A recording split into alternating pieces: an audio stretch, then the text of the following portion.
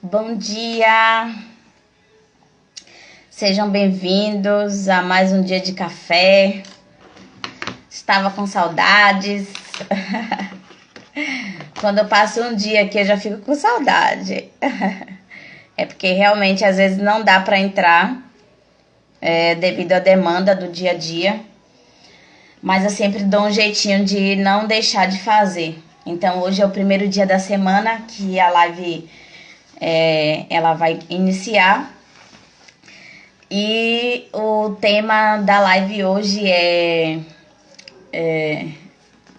o tema da live hoje é o orgulho, ele é um veneno. Tem como escrever aí pra mim? Quem puder.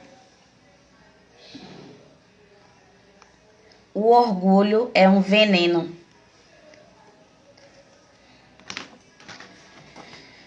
Sejam bem-vindas, quem tá entrando. Compartilha aí essa live. Depois eu vou deixar salvo lá no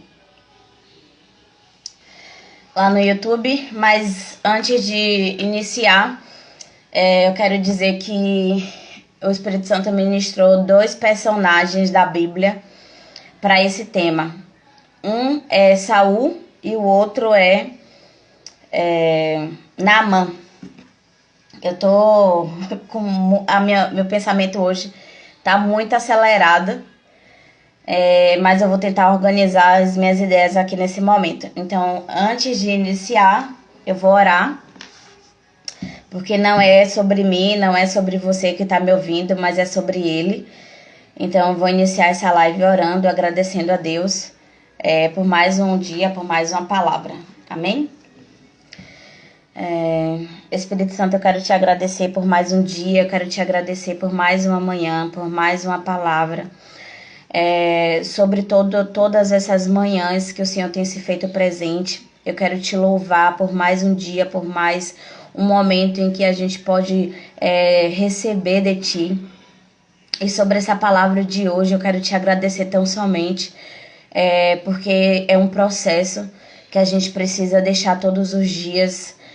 Que o Senhor possa trabalhar no nosso orgulho, que o Senhor possa tão somente nos ensinar, nos esvaziar de nós mesmos, para que o Senhor possa tão somente ser o primeiro na nossa vida, nos enche, nos preenche, em nome de Jesus, amém. Então, o orgulho é um veneno. Porque eu decidi colocar esse tema, porque de fato ele é um veneno que, se você não tomar cuidado, você mesmo pode morrer por conta do orgulho.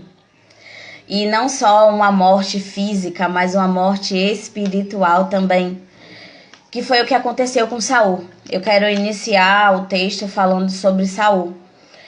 Para quem não sabe, Saul ele era um rei e não foi Deus que levantou Saul. Simplesmente foi o povo que eles estavam precisando de alguém para governar eles. E aí simplesmente o povo eles cobram, né, naquela época para terem um rei, mas tipo Saul não era da vontade de Deus para governar aquele povo. Então Deus permitiu a entrada de Saul no reinado. E no início Saul ele ouvia a voz de Deus. Ele ouvia a voz de Deus, ele obedecia, na verdade, os mandamentos a qual Deus direcionava ele para aquele momento, para aquele povo. Mas chegou um momento do reinado de Saul que o orgulho tomou conta dele. Então ele não mais era sensível à voz de Deus, ele não mais fazia aquilo que Deus designava a ele, porque ele estava se achando tanto, não tomava frente.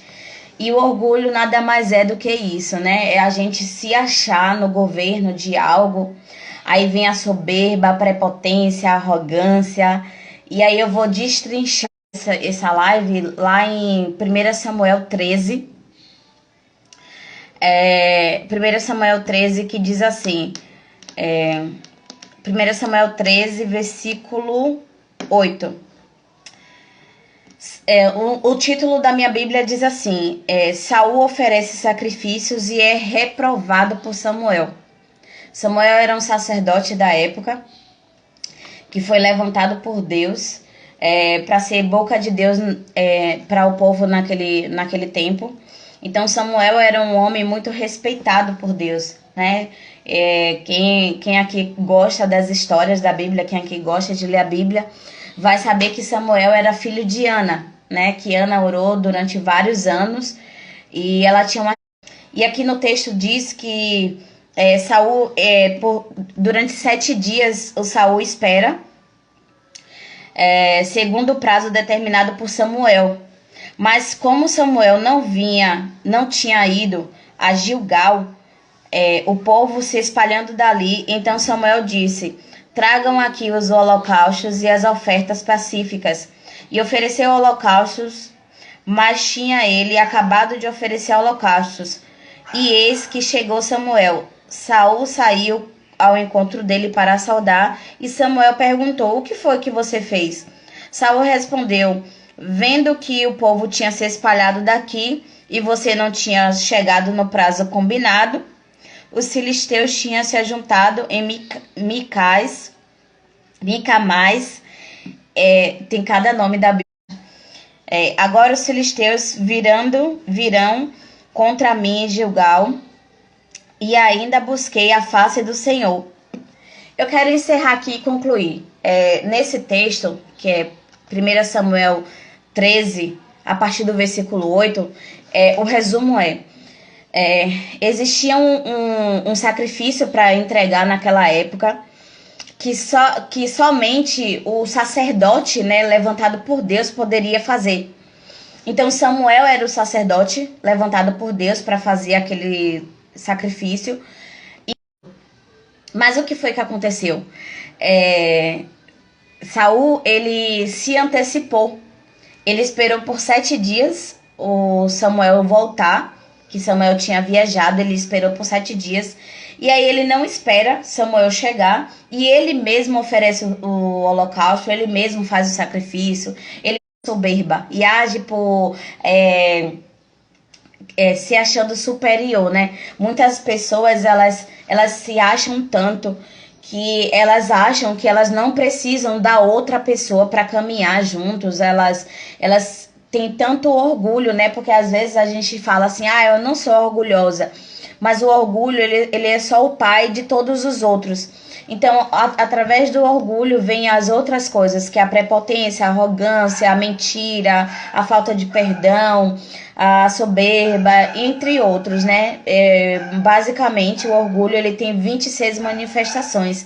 Então, nesse momento aqui, além de se antecipar, o Saul, ele se achou tanto, ele se achou tanto no reinado dele, ele se achou tanto na posição dele, que ele toma um lugar que não é dele, que não era dele, não era para ele assumir aquele lugar, não era para ele fazer aquilo que não era designado para ele. E aí, logo depois que ele oferece o sacrifício, o Samuel chega, ou seja, ele esperou por 7 dias, e aí, basicamente, geralmente acontece isso, né? Quando não é uma coisa para você fazer, e você acaba fazendo, sempre dá errado depois, né? Então foi isso que aconteceu com Saul. Ele ofereceu o holocausto, que não era para ele ter feito, e o Samuel chega logo em seguida, indagando a ele porque ele tinha feito aquilo. E o que eu quero ressaltar é sobre a queda de Saul, né? A Bíblia diz lá em Provérbios que ela mesmo venha cair naquilo que ela plantou, né? Então, se eu planto orgulho, eu vou colher orgulho. Se eu planto soberba, arrogância, prepotência, eu vou colher isso em seguida, né? A gente tem que lembrar que tudo que a gente faz não necessariamente vai acontecer imediato, mas a gente vai colher frutos das nossas decisões. Então, são as decisões que decidem destinos. E a partir do momento que Saul ele começa a fazer as coisas sem a orientação de Deus, sem consultar Deus, fazendo tudo por ele mesmo, pela força do braço dele, Deus ele se irrita com aquilo, né? Porque todo rei, todo sacerdote, toda autoridade é constituída por Deus. Então, independente de Saul estar no reinado e Deus não tendo aprovado naquele momento o reinado de Saul, e sim pelo povo, porque foi o povo que quis, foi o povo que insistiu, mas basicamente não era o tempo, não era a hora de ser levantado um rei naquele lugar. Porque logo depois viria Davi, então Davi era ainda muito jovem, tanto que quando Deus ele pede para Samuel ungir a cabeça de Davi, né, como rei, Saul ainda estava no reinado. Mas só que Davi precisava ser preparado, né? Então existe uma preparação mediante a toda a promessa que Deus faz. Mas o que eu quero voltar ao texto sobre o orgulho de Saul. Saul ele caiu sobre as próprias decisões dele. Então ele sofreu muito.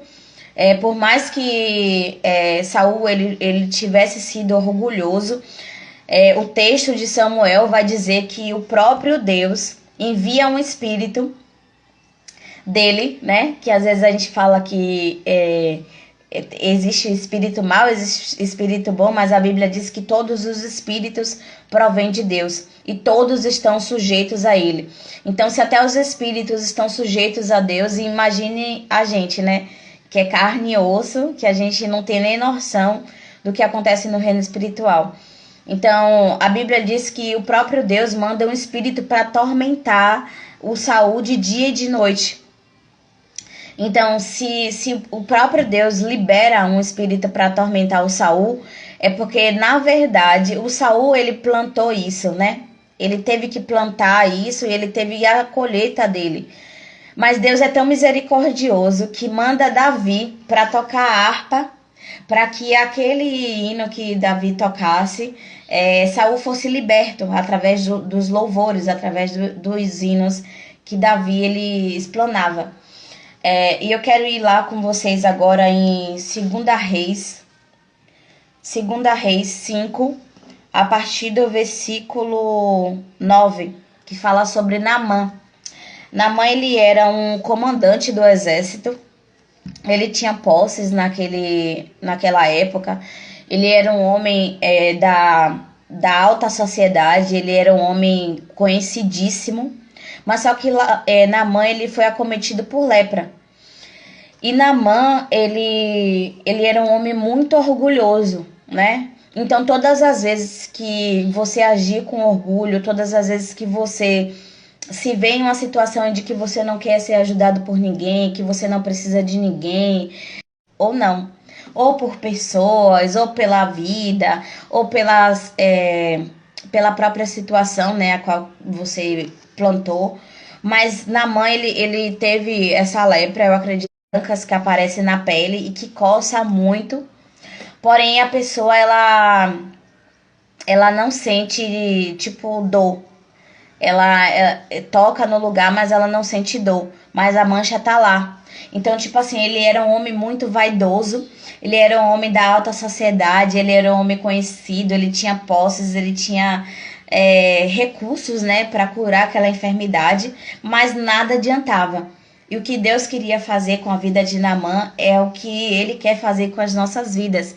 Que a gente desça, né? Que a gente possa descer e que ele possa crescer. Então, que nessa manhã que a gente possa diminuir para que o Senhor possa aparecer nas nossas vidas. Que o orgulho não mais faça parte das nossas vidas.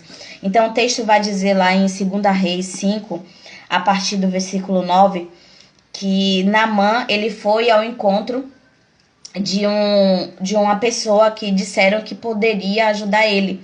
E aqui o texto diz que ele foi com seus cavalos e com carros e preparou a casa de Eliseu. Ele foi em direção ao profeta, né, a Eliseu. E Eliseu lhe mandou um mensageiro dizendo: vá e lave 7 vezes nada. A Bíblia diz isso, não sou eu que estou dizendo, não. Naamã ficou indignado e se foi dizendo: eu pensava que ele certamente sairia para falar comigo, ficaria em pé, invocaria o nome do Senhor, seu Deus, e passaria a mão sobre o lugar da lepra e restauraria a minha enfermidade. Realmente,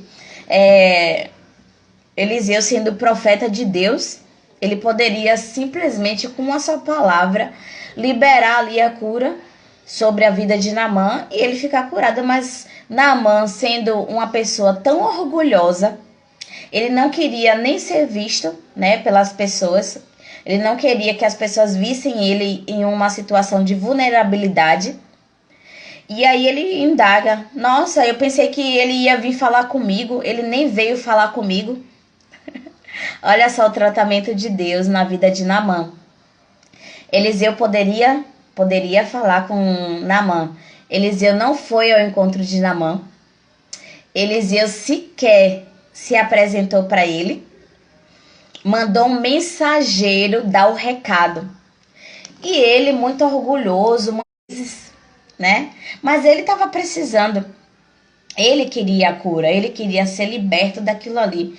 E talvez ele não precisaria realmente ir para aquele rio, talvez ele não precisaria se expor, mas todas as vezes que Deus quer curar a gente, toda uma forma você vai ser exposto. E talvez você se indague: nossa, que situação de humilhação, porque eu estou passando por isso, porque Deus está me permitindo viver isso, porque Ele quer que você desça. Ele quer que você se humilhe, ele quer que você reconheça que sem ele você não é nada, que sem a força dele não somos nada. Então, nesse momento que Deus quis, foi exatamente isso. Naamã desce, Naamã se humilha, Naamã, você não é nada. E aí Naamã foi lá no rio e ele teve que se lavar 7 vezes. Ele não precisaria dar 7 mergulhos para ele ser curado daquela enfermidade. Mas aí Deus quis que ele desse os 7 mergulhos, né? E aí tinha acontecido. E aí o texto diz que ele reconhece, né? Lá no versículo 15 diz: eis que agora reconheço em que toda a terra não há um Deus a não ser em Israel, que nem o Senhor. Ou seja, o reconhecimento de Naamã fez com que ele alcançasse ao desejo do coração dele, né? E quantas vezes a gente está passando por alguma dificuldade, a gente está precisando da ajuda do outro, mas isso, eu não sou obrigada. A gente tem esses dizeres, né? Mas o que Deus ele quer exatamente de nós é isso, que a gente reconheça que a gente precisa um dos outros. Eu não consigo andar sozinha, eu não consigo caminhar sozinha. E a gente sempre vai precisar um dos outros para buscar conhecimento, para precisar de alguém, né? Porque o mundo é constituído por pessoas. E muita gente fala assim, pessoas que trabalham com público, eu mesmo trabalho com público, e tive que aprender a lidar com vários tipos de pessoas, vários tipos de temperamento, porque as pessoas elas não são iguais. E além de elas não serem iguais, elas reagem de forma diferente. E você que está lidando com essa situação, ou então muitas vezes você está na linha de frente de pessoas, você vai ter que muitas vezes exercer a paciência, o domínio próprio, o amor, a temperança. E é muito prático, eu sou uma pessoa muito prática, então eu não gosto de muita enrolação, eu não gosto de muito mimimi, de muita milindragem, chororô, não gosto disso. Então, se eu tenho que resolver algo, né, eu comecei a live falando que eu tava com muita coisa para fazer. Então, se eu tenho que resolver algo, eu vou e faço. Eu executo aquilo ali. Então, muitas vezes, eu agi assim, com orgulho, com prepotência. Não porque, tipo assim, eu me achava superior às pessoas, eu sou melhor. Não, não era isso. É porque, de fato, eu não queria incomodar essas pessoas. E aí, por eu não ter paciência com ninguém, eu era independente, né? E todas as vezes que você age com independência, você está sendo orgulhoso. Porque eu vou dar um exemplo aqui agora de um pai e um filho, né? Digamos que o pai e o filho estejam brincando juntos e em determinado momento a criança, né? Papai, eu não quero mais brincar com você. Papai, eu não quero mais. E aí ela vai pro cantinho dela, fica irritado. E aí, não sei a reação, né? De muitos pais, mas aquele pai, a qual eu estou contando a história, deu risada, né? Tentou, né, convencer o filho a voltar a brincar. E o filho não quis. Ah, não, papai, tô chateado, tô de mal, não quero mais falar com você, corta aqui, né? Um exemplo. E aí o filho vai e se retrai, fica no cantinho. E aí o pai insiste, não, filhão, vamos brincar, papai tá aqui, papai te ama, esquece isso. Não, filhinho, vem aqui, vamos brincar. E o filhinho não quero conversa, papai, não quero falar com você, né? E muitas vezes a gente age assim, com muito orgulho. Talvez a gente até queira algo, mas por conta do orgulho a gente rejeita, a gente se afasta e acaba perdendo oportunidades. E essa história que eu tô contando, o pai desiste, né? Já tinha insistido 2 vezes para ele brincar, ele não quis. E aí o pai tinha compromisso do trabalho e foi trabalhar. E aí, quando o pai sai do quarto e vê o filho sentado no sofá, ele percebe que o filho tá chorando. E aí o filho fala, ah, papai, eu queria te pedir perdão porque eu falei assim com o senhor, vamos brincar? E aí o pai olha pro filho e fala, ah, filhão, agora papai não pode, agora papai tem que ir trabalhar. E é exatamente isso, eu quis contar essa história porque é exatamente isso que o orgulho representa.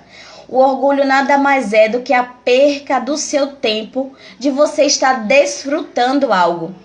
Então, quando a gente age com orgulho, quando a gente age com arrogância, prepotência, a gente está perdendo tempo de desfrutar aquilo que seria bom, aquilo que seria maravilhoso para a gente.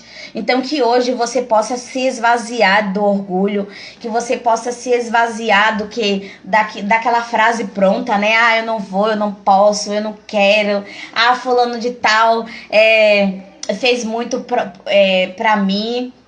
E eu tô chateada, eu não vou perdoar, né? Não vale a pena. Então, todas essas frases prontas provêm do orgulho, né? Todas essas frases prontas nos faz nos afastar daquilo que seria bom, daquilo que seria pra gente aproveitar a presença, né? Desfrutar da presença de algo. E que por conta do orgulho, por conta da soberba, da prepotência, a gente acaba perdendo. Então, que nessa manhã você deixa o orgulho de lado, você não fique achando que você é sozinho, que você não precisa de ninguém. Sim, precisamos de pessoas, somos constituídos nessa terra por pessoas, né? Você precisou de uma pessoa para você estar aqui agora, né? 2 pessoas te formaram, 2 pessoas tiveram que te gerar, que foi o seu pai e sua mãe. Então não pense em você que você vai caminhar sozinho.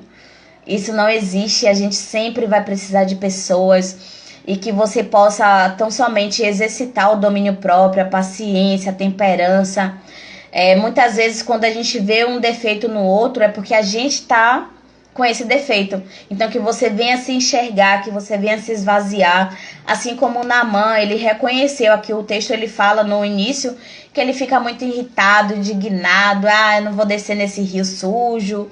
Eu não preciso disso, porque o profeta nem veio falar comigo quem ele pensa que ele é, né? Que Naamã pensa que ele foi, né? Naamã não era nada, nem ninguém. Então é isso que Deus, ele quer nos mostrar todos os dias, que sem ele a gente não é nada.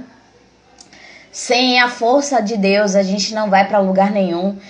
Que você possa reconhecer nessa manhã os pontos que você precisa trabalhar. O orgulho ele não vai te levar a nada, a não ser fazer você perder o tempo, você perder coisas ou pessoas, né?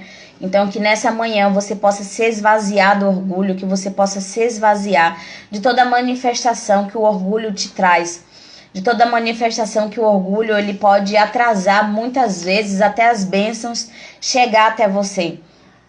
Então que você fique com essa palavra, que você possa tão somente entender que o orgulho ele só vai te fazer mal. O orgulho sim é um veneno, né? Que aos poucos você vai se envenenando e você vai morrer aos poucos. E você pode tão somente compartilhar, né, esse veneno com outras pessoas, né?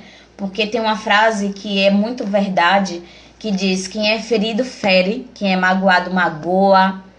E aí vai, né? Então, se eu passo por algo, então que você hoje possa se esvaziar, né?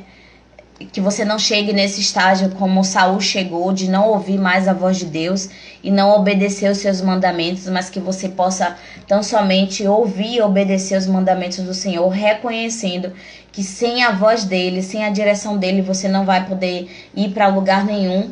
Que você possa fazer como Naamã também, né? Porque naquele momento Naamã ele se julgou superior a todas aquelas pessoas, mas ele estava precisando, e ainda que você esteja precisando, que você possa tão somente reconhecer, como Naamã fez, que você precisa de pessoas, que pessoas são importantes na sua caminhada para que você venha desfrutar o melhor que você está para provar muitas vezes, né?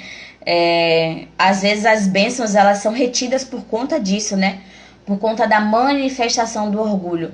Então que venha sobre a sua vida a humildade, que venha sobre a sua vida o reconhecimento, que você possa entender que o orgulho ele não vai te levar a nada a não ser te causar a morte. Que você não venha morrer aos poucos, mas que tão somente você possa se esvaziar de você mesmo. Que você venha fazer uma autoanálise nessa manhã de quem é você, o que você tem feito da sua vida, o que você não tem feito, que você possa fazer essa análise, assim como o Naamã ele teve a oportunidade de fazer, e ele foi curado, ele recebeu aquilo que o coração dele desejava, aquilo que para ele naquele momento era uma vaidade, né, que ele ficou com vergonha de se apresentar, mas que ele teve que reconhecer que não existia outro Deus além do Deus de Israel que pudesse fazer algo por ele.